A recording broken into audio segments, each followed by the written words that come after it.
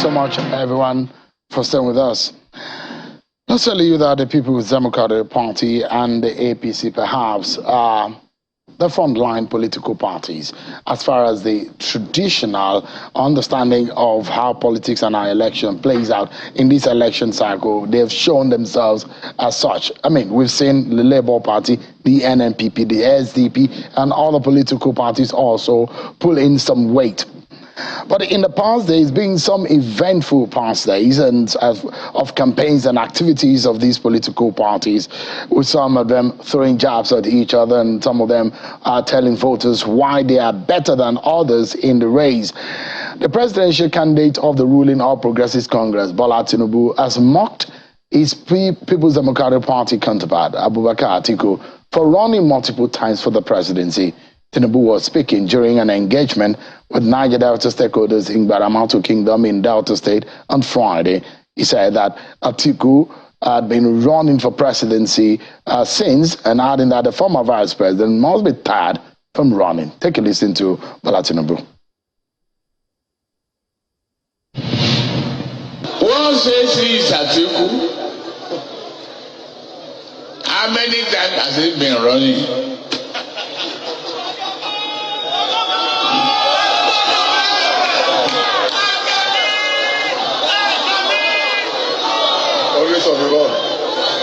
He's always on the run, and he's tired. Tell him to go and sit down. Enough is enough.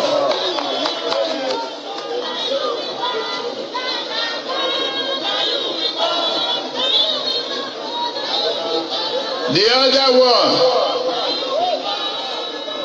that one, I think na statistic we go chop.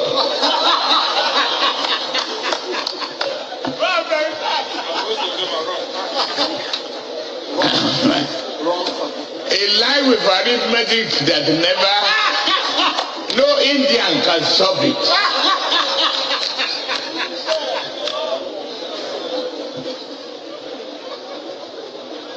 To mention his name is a disgrace to me, sir.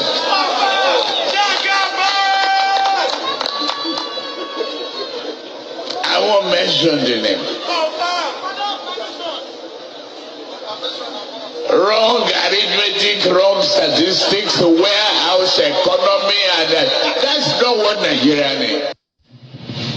But then Bola Tinubu, the APC presidential candidate, well, the People's Democratic Party's presidential candidate, Atiku Abubakar, has since replied his counterpart, Bola Tinubu, saying the APC created a lot of mess for Nigerians, and he, Atiku, is running for president to clear the mess. Atiku's spokesperson, Paul Ibe, has stated this, adding that his principle will lift Nigerians out of the mess created by Tinubu's APC in clueless 8 years of administration. Let's get to talk about some of the plans, the agenda, some of the issues in the campaign and in the race. I'm being joined tonight by the presidential spokesperson of the People's Democratic Party Presidential Campaign Council, Mr.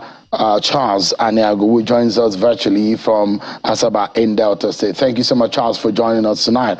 And I'm also being joined. Thanks for having me, Shimon. Good evening. Thank you so much indeed. I'm also being joined by a member of the Presidential Campaign Council and the chieftain of the APC, Mr. Ayo Oyalowo, is also an economist. Thank you so much indeed for coming tonight. Thank you for having me. Good evening, show. Gentlemen, for what is paramount for many Nigerians today is how their lives will be better and who will make their lives better out of the 15 political party that has presented presidential candidates. And perhaps I should begin with Charles, where the APC presidential candidate had told your principal that he's always running and he should be tired of running. And well, he has replied to say, look, the reason why he wants to is running is to clear the mess. What exactly do you think your principal means by that? Well, thank you very much, Eshion. If you have followed the presidential candidate of the APC in recent time, you will see that in a number of areas he lacks coordination. So we don't take offense. Whatever he says, we just assume that it's in tradition with the trajectory that he has maintained. He's enjoying the race. He failed to realize that our president today, Muhammadu Buhari, ran for this same position about 3 times first, and then the 4th time, he was able to get it because he felt that he needed to add value. But unfortunately, those of them who were supposed to advise President Muhammadu Buhari, whom many of us believe meant well, were not able to advise him properly. And you also do know that Bola Tinubu is a national leader of the APC. The good thing is that every one of us, including my brother Ayo Yelewo, who is there with you, knows that our country is not in the best of shape on account of their mismanagement of not only our economy, their mismanagement of our diversity, their mismanagement of our educational system, their mismanagement of the structural imbalances that we have in this country. And of course, there are also mismanagement of the many things that before now served as unity for the people of this country.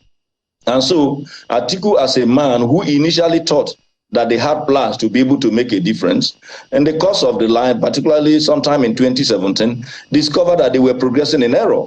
And the best thing he could do in that instance is to abandon that their ship and then to begin to talk about those things he thought that those individuals have the ability to solve. And those are the things I have mentioned. So Atiku is coming not only to clear the mess, but also to recover Nigeria from where we are at the moment. You do know the situation that we find ourselves, whether it's in the area of the value of our naira, or whether it's in the area of the level of education, that kind of education we have at the moment, or many other factors as the first security. So there are so many things that Atiku is coming to right that the APC have taken in the wrong direction. And so in rewriting our history, Atiku is coming to recover us from where they have taken us to. And because they don't have a solution, the only thing they do is to begin to insult every other person who is in the race. You may need to take a look at what has happened in the course of this race. You cannot quote Atiku Abubakar to have insulted or used languages that are not presidential in any manner. Somebody who wants to be president says that it will be a disgrace to him to mention a fellow contestant who have had cause to also govern a sub-national in this country. That tells you they are the one that ordinarily should be in search of content and not Atiku Abubakar. Is it a crime, Ayo, for example, for someone to run multiple times? Just like your principal has pointed out. I mean, he said that Atiku should be tired by now. Sure. I don't know. You've never been a political contestant. So I have. You've never contested. When I was in the university and I was beaten. You have almost seen. And I promise I won't run for anything obviously. No, actually, there are things, even Charles knows that he's just making a mountain out of a molehill.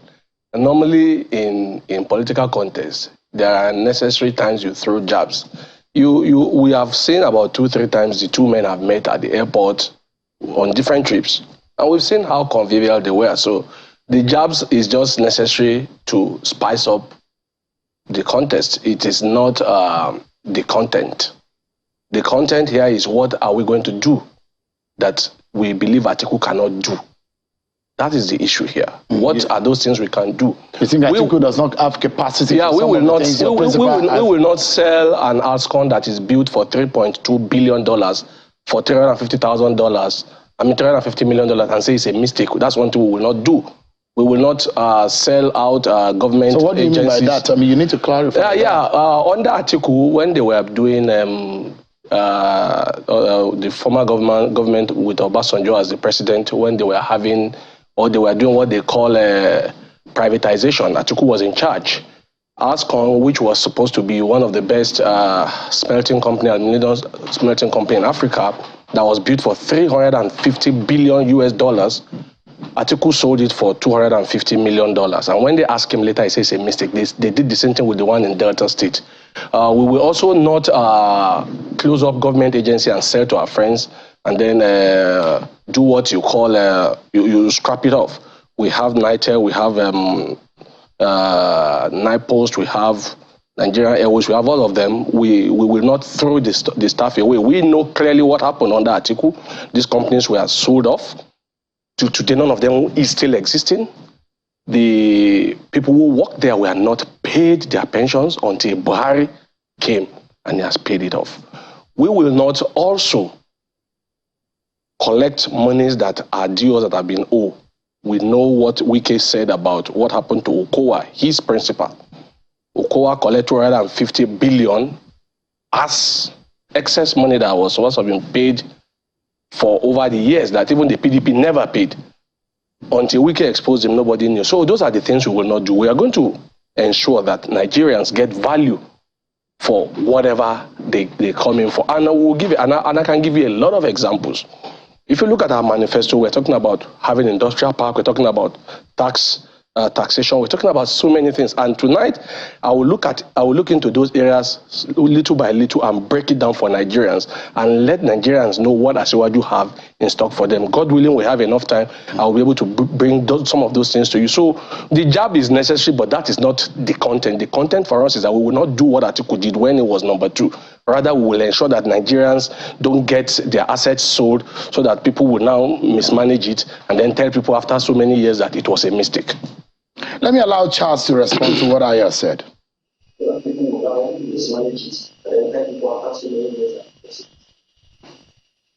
Charles, are you still with me?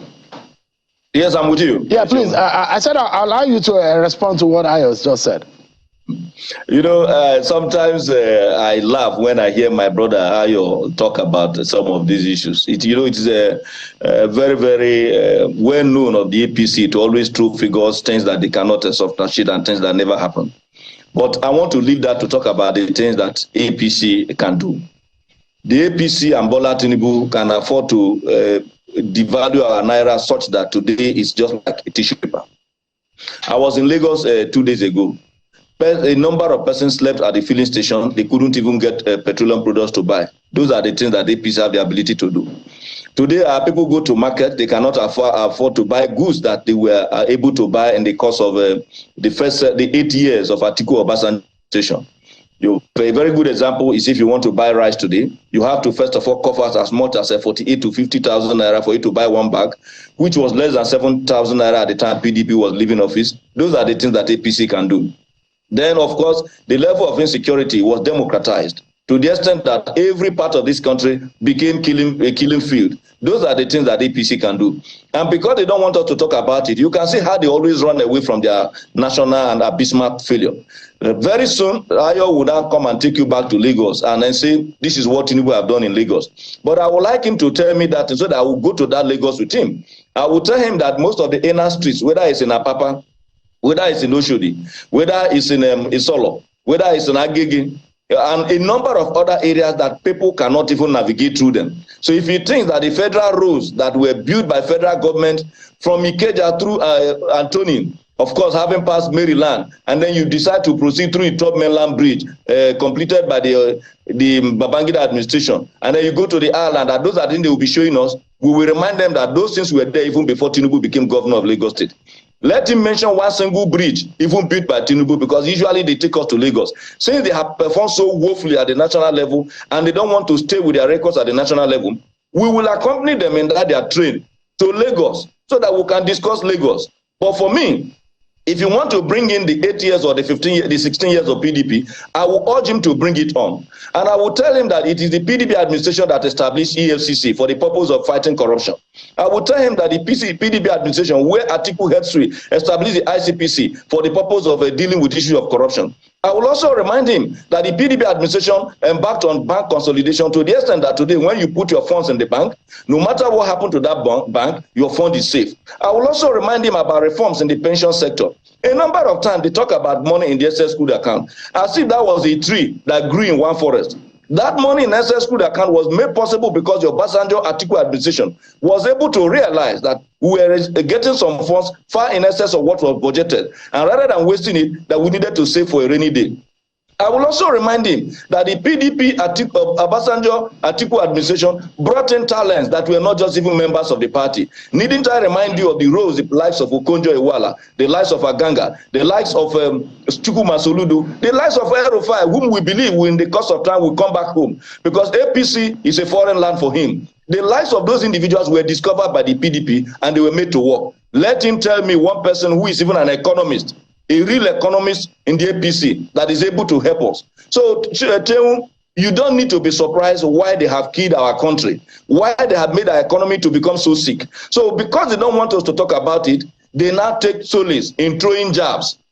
And he says jabs is part of political discourse. How can you be throwing jabs at a time that our people are dying on account of both hunger and insecurity? And the only thing he can be talking about is how to crack jokes and how to throw jabs. So Shehu, please remind him that before now that you used to fill your tank, your petrol, the fuel tank in your car, that you used to fill it with less than 3,000 naira. But today, you are in search of 17,000 to be able to fill that tank. So maybe when you remind him, he will know that this is not the time for jobs. Quickly, before I come back to Mr. Oyalo here, can you respond to some of the issues he raised in respect of the monies he said accrued to South states, especially as raised by the governor of Rivers State, which he mentioned a figure that has been accrued to Delta State under your principal, the governor of Delta State. Would you like to clear the air on that?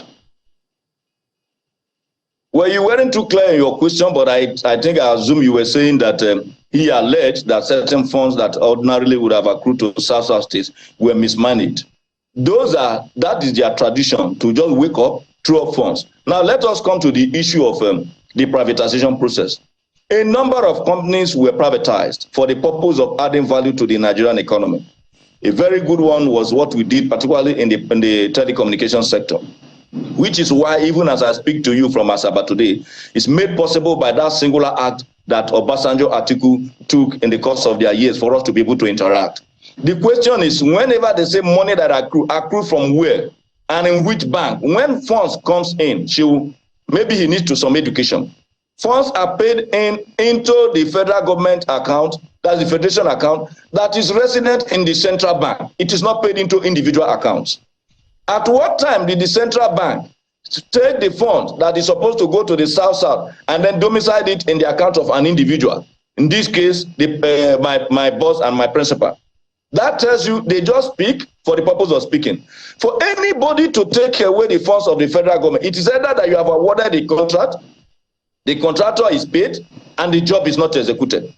Once you are coming in for the purpose of privatization, the funds are paid into federal government accounts, not into individual accounts. So where did these funds he's talking about? Did anybody come to the South state and ask the governors of South states, please bring this money, let me take it home? So it is usual of them to raise these issues, to divert attention. You recall they did it in 2015. Let me remind you of the many persons they told us to money. You remember Onogen, the Chief Justice of Nigeria. They told us that he was so corrupt that he took all the money in the Supreme Court. As soon as they took him out of office, why have they not been able to get a penny from him? They told you that Jonathan's government was too corrupt, that they were packing funds. How many of those individuals have they been able to take the funds from? The ones that were even accused in this administration of APC, all of them are going free. Nobody is holding them.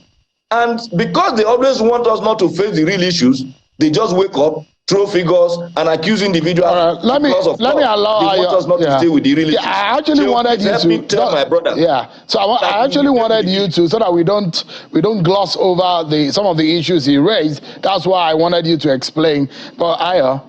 Well, like I said, my friend is busy deflecting. We talked about 13% derivation fund that has not been paid since 1999. That finally was paid. His boss, Okowa, that he works with, is owing pensioners. We saw the videos. At least you saw the video. You even showed it, where the pensioners were crying. He never paid those pensions. The money, he said, is not in personal account. I don't know where it is, but they didn't pay pensioner, and they collected billions as a 13% derivation. But that is not the issue. Honestly, doing this back and forth with PDP, we will waste all the time here. So for me, we plan to have industrial park for Nigerians, and that will mean a situation where currently now, what we are spending just in terms a moment, we'll have time to go back, because the same way I allowed him to he mentioned the issue of Lagos State, that since APC members and the team. Okay, I had him. No, let me answer him. Lagos. Let me answer him. I didn't want to waste my time on that, but let me answer him. You see, it's easy to come on air and talk all these things. He said, what did Tinubu do in Lagos? I will tell him, he should go to somewhere they call Okpebi Link Road. There was no Okpebi Link Road until Tinubu became governor. He should go there and check. He should go to somewhere they call Adeola Odeku on the island. He should go to somewhere they call in Surulere, Tejusho to Ojuelegba down to, I forgot the names of this area because I've not been in Lagos for a while. Those are just small. You should go to the ones, the Ajiron in Ikorodu. You see, he can sit there and say anything he wants to say. When Tinubu became governor of Lagos, Lagos State was the dirtiest state in Africa. He created what you call Loma. In terms of traffic problems, Lagos had the worst traffic problems you can find in the world. He created something called LASMA. His predecessors have continued. Tinubu created what you call the lag bus, that is now what you call BRT. Those are innovations that were not there before. That is someone who think out of the box. And we saw the Kano State government copying that same vision recently, buying over 100,000 buses. And most of these buses now are even being made in Nigeria. And then insulting President Buhari that he doesn't know what he's doing. Maybe he should go to Ogun State and see where they are now building coaches for railway. Now, this is a government that has earned less than their government in 16 years. But today we are building railway coaches. Today they are assembling cars in Nigeria, and that is the area I want to go to. Because Tinubu is going to build into this.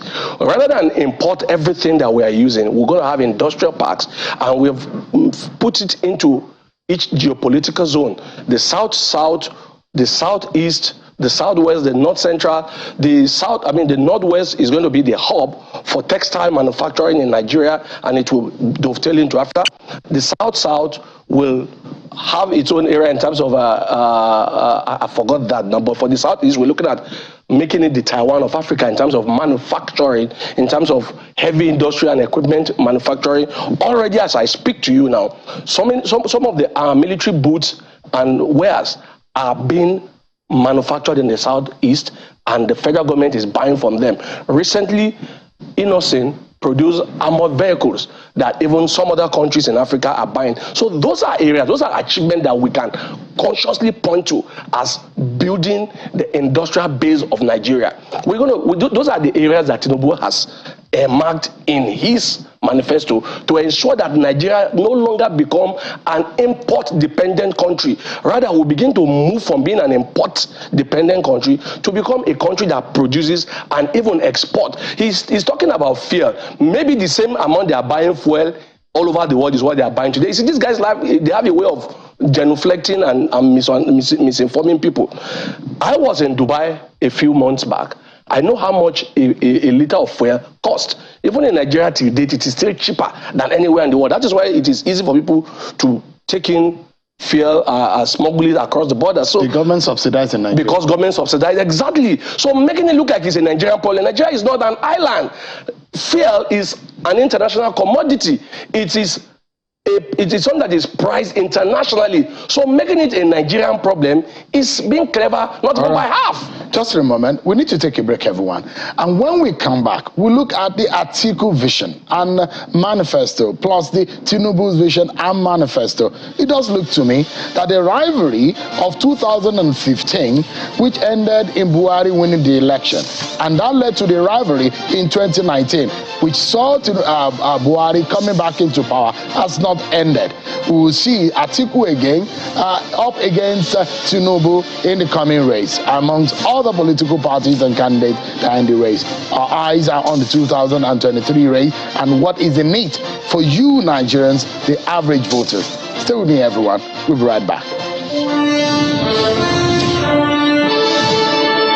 Thank you so much, everyone, for staying with us. Before we get back to the conversation, let's tell you that the new governor of Osun State, Senator Ademola Adeleke, today officially resumed office amidst rousing welcome from workers and residents of the state. Governor Adeleke was sworn in as the 6th governor of Osun State yesterday in Osogbo, the Osun State capital. It is being a busy day for the new leader of the Southwest State, as he's made loads of pronouncements and decisions just in about 24 hours.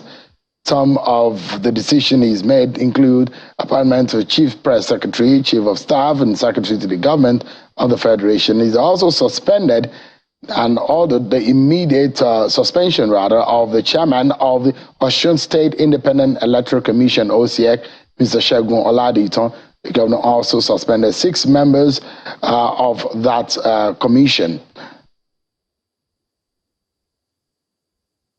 Well then, let's get back to the conversation, everyone. Mr. Ayo Yalawa, a chieftain of the APC, and Mr. Charles Aniagwu, presidential spokesperson of the People's Democratic Party, both of them are speaking with us right here on the program. And our conversation is on the 2023 presidential race and some of the issues that have been raised. Thank you so much, gentlemen, for talking to us. Let me go back to Mr. Aniagwu. Give us a sense of how or why your candidate, Atiku Abubakar, is better, or why he thinks that he's the best man for the job, because Nigerians are hoping to choose the best man for the job. Well, thank you very much, Sheon. Before I quickly go there, I go there. I told you before that I didn't hear very clearly what he said and then the question you asked. But let me very quickly remind Ayo that the funds that the federal government is owing us, we have not assessed that fund. If that was what he was referring to, the pensioners is talking about are local government workers that we are assisting. We are giving them grants. They are not state workers. So he's just throwing that in their usual manner. Let me tell him that he needs to come to data and see what we are doing in terms of projects across the length and breadth of the 25 local government areas of the state. Now, back to what you asked. Atiku is better than Tinubu in so many ways. One, Atiku is somebody who has been a manufacturer. He was born on the 25th of November, 1946. He went to a primary school in Jeddah Provincial Primary School. He attended a secondary school and also in that particular environment. And of course, he worked in the Nigerian customs. So I know the man I speak for. I would like Ayo to tell us who he speaks for, the town where he was born, the secondary school or primary school he attended, the companies he owns. I can mention the companies that Atiku owns where he's into manufacturing, whether it's in the area of education. You do know that Atiku is the owner of American University of Nigeria, so you know that particular one. You know that Atiku is the owner of Intels. You know that Atiku Abubakar is the owner of Adama Beverages. You know that Atiku Abubakar is the owner of Adama Farms. Let me just leave it there, not to talk of what he's also doing in the television sector, which of course have to also do with telecommunication. So I can mention his sources of income. I want Ayo to tell us the sources of income of his own principal. What that tells you is that the man I'm talking about is known. Nigerians know that this man has integrity and he has what he does to earn a living and to give job to Nigerians. That's one hand. Atiku understands that we need to be able to manufacture, which is why he owns companies that is into manufacturing, so that you can bring back the jobs and give value to our own currency. His principal does not know that because he's not known to own any company. If he says he owns one, let him mention the name of that company. Atiku is also a man who believes that you need to hunt talents. Go and ask the likes of Okonjo-Iweala, the likes of Chukwuma Soludo, the likes of El-Rufai, how they came in to play the roles they play in the Atiku Obasanjo days. So which means Atiku is so detribalized that once he sees a Nigerian who can add value, in this case, needn't I remind you that Okonjo-Iweala is not from Adamawa. He is from the south, and the south is, of course, married to a man in the southeast. So which means Atiku left the north to come and identify people in the south, and the southeast to be able to play a role. All right, Charles. Let me ask Ayo the same question. Just for a moment. If I allow you, you are a former broadcaster. You could speak up by yourself for 1 hour. Let me allow Ayo to respond to some of the things you've said, and I'll ask you the same question, Ayo. Why do you think Asiwaju is the best your candidate, Bola Tinubu, is the best candidate for thank this you job? very, very much. Thank you. When they talk about Atiku as a manufacturer and industrialist, you begin to ask yourself, when did they build those industries? When you use government funds to buy off government agencies and then you appropriate them to yourself, and now when the money is not coming, asking how many of those companies are working. They've closed the radio station, he sold his shares in Intel, the food one that was opening, one small rice and chicken or whatever name it, all of this has closed down. But let them continue to lie to themselves. That is not the issue here. The issue here is this. I was talking about an industrial park earlier on, and I said, one of the things that will be done, will give tax rebates, that's tax holidays to companies, so that Nigerians don't import things to Nigeria any longer. That way we're able to build our foreign reserves. We're not going to waste it. Then we'll be because look, they keep talking about this foreign exchange, and I need to answer this using this example. In October alone, Japan used $43 billion of their foreign reserves to defend the Japanese yen. Go and check it. So you see, it's a global phenomenon. Normally, I can give a little lecture on how economically countries were supposed to have the medium of exchange should have been against gold. But one way or the other, the Americans used whatever slate of hands they had, and now they have the upper hand. They dictate whatever dollar is to anybody in the world. Every currency is fighting to. But for us, what we're going to do, one, we're going to have companies able, instead of importing things, we'll give tax holidays, we'll give so many other incentives to companies to come and establish their manufacturing base in Nigeria. And I was talking about areas, I talked about the the Northwest to be the industrial hub for, what do you call this? Fabrics, textile manufacturing, thank you. And then the North Central will be more for a hub for solid minerals. While the Southwest, in fact, if you look at our manifesto, we talk about the ability to use sand to create glass, to manufacture glass. So those are things we are looking at. And in terms of agriculture, we're going to incentivize agriculturists and then have what you call a board to ensure that farmers don't get less than they deserve to get. So in that way, you will regulate what farmers get, and then you ensure that food prices don't get overblown. So we are looking at a whole system, because currently what is killing the economy is the fact that everything is imported. Also, Asiwaju is talking about credit. As a young man today, I'm sure you are living in a rented apartment if we ask, or probably even if you are buying a house now, you can't afford one. So what Asiwaju is looking at is, rather than you looking for 50 million, 100 million to buy a house, because you have a solid job, you will be able to access credit to give you a home. Because many times what makes our young people leave the country, you see when they leave in 2-3 years, they're telling us, oh, I bought my first house. It's not like they paid 200 million naira to buy the house. They got credit to buy the house. You see them in 6 months, they say, I've bought a car. It's not that they went to carry 10 million naira to buy a new car. Rather, you are able to access credit. And if you also look at this tax holiday you are giving, which means most of these cars will be manufactured in Nigeria. And when they are manufactured in Nigeria, two things is going to happen. Prices will drop. People will be able to afford it. And Nigeria can now become a hub. We can tap into the after and then able to ensure that the entire African continent buys from Nigeria rather than import these things from Europe. So those are things Asiwaju is looking at to boost the economy. I'm not here to come and be arguing what primary school Atiku went to. We know these things. We know the man as custom officer was abusing his office for the woman that he said he married. We know the story. He told us how he was doing. We don't want to engage in these legalities of using government money to buy intel and pretending to be a businessman. We are talking about actually affecting the lives of Nigeria. And that is what Asiwaju has planned. If tax credit is given to Nigerians with the BVN and the VIN that we already have, I mean the NIN that we already have, it will make it stronger for banks and money lenders to be able to say, okay, this guy has a good job, he can afford this. You can get your own house, you can get your own car, you can get your own telephone, you can get your own electronics. You don't have to cough out the money in one day. Yeah, so that's how you want to affect the life of Nigeria. Before I go back to Charles, the question I asked is, why is Bola Tinubu? Those are the reasons. Those are the things it's going to do for Nigerians. Because it's going to make their lives easier.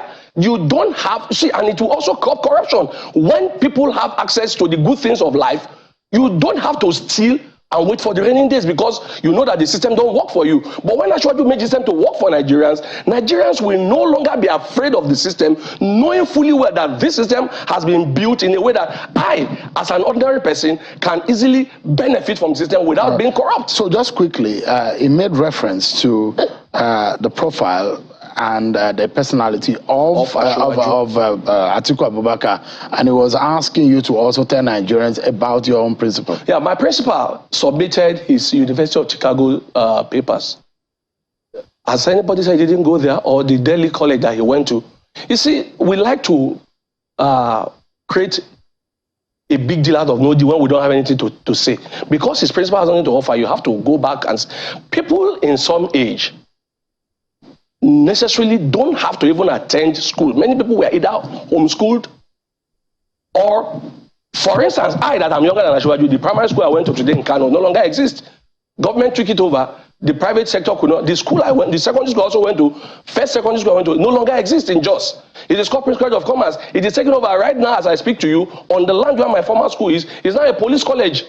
So these are issues, and I don't want to come here and start arguing over unnecessary issue. I'm arguing over what the man can do. I don't care what health college he went to, Atiku went to. I don't want to know. I want to know what does he have to offer. And I know clearly the only thing he has to offer is to take from government, appropriate it to himself, and then pretend to be a businessman. And that's not what Nigerians are looking for. All right. Charles, so I'd like you to also respond to what Ayo has said. But fundamentally, one of the things that Nigerians are also looking for is how their lives are going to be better. For a moment, there's some criticism about the policy direction in the manifesto of the PDP and Atiku Abubakar about how he hopes to liberalize, and perhaps the popular saying that he's going to sell it some of his assets to some of his friends for economic reasons and all of that. If you can clarify and explain what this means for Nigerians. Well, thank you very much. Ayo, my friend, is somebody I know that used to be very intelligent. First, I must thank him for acknowledging that they are killing the Nigerian economy. You heard me when he said that what is killing the economy is because we are embarking on a whole lot of imports. So, which means for 7 years, they didn't have any solution as to saving the life of Nigerian economy, which today is in a very comatose situation, and the country is in the ICU unit and requires a consultant, and that consultant is Atiku. I must also thank him for not even knowing who he's speaking for. We have suffered as a country from unknown gunmen. How can we also proceed to suffer from an unknown president? And so that is by the way. Now coming to what Atiku is going to do differently. What affects the lives of Nigerians is that today the money in their hand does not have value. And why does it not have value? Because we are not producing. Atiku says he's going to stimulate a production in a number of sectors, particularly in both micro and macro aspects of our economy, which is why he's setting aside $10 billion for the purpose of activating production in that sector.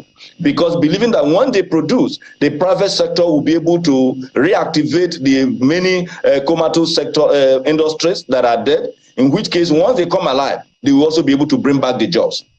Atiku says there are a lot of ailing industries. And today, I give you an example. We have the refinery in Lagos, in Port Harcourt. We have another refinery in Kaduna. We have another one here in Delta, of course, in Warri. Shehu, you do know that the reason why you cannot even see fuel like in Abuja to buy as at when you want to buy it is because these refineries are dead.